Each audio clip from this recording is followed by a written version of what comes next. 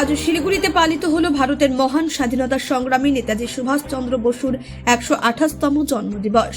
বেলা ১২টার সময় হাতিমোড়ে এই বিশেষ দিনটি উদযাপন শুরু হয়। ঠিক ১২টা ১৫ মিনিটে শঙ্খ বাজিয়ে ও সাইরেনের আওয়াজে নেতাজির জন্মদিবসের অনুষ্ঠানটির শুভ সূচনা হয়।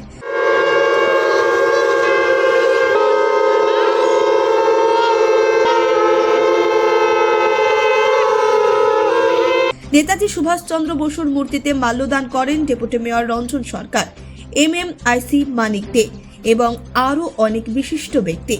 এদিন জাতীয় পতাকা উত্তোলনের পর একে একে বিভিন্ন অনুষ্ঠান অনুষ্ঠিত হয়। এরপর প্রদীপ প্রজ্বলন অনুষ্ঠান এবং সমবেত সঙ্গীতের মাধ্যমে জাতীয়তাবাদী আবেগ ছড়িয়ে পড়ে। এই অনুষ্ঠানে উপস্থিত ছিলেন স্থানীয় প্রশাসনিক কর্মকর্তা ও শহরের গণ্যমান্য ব্যক্তিরা। নেতাজির এই জন্মদিনে তার সংগ্রামী জীবন, আদর্শ এবং তার অবদানের প্রতি শ্রদ্ধা জানানো হয়, যা আজও আমাদের জাতীয় সচেতনতা ও দেশপ্রেমে প্রেরণা দেয়। ব্যুরো রিপোর্ট, নির্ভীক বার্তা।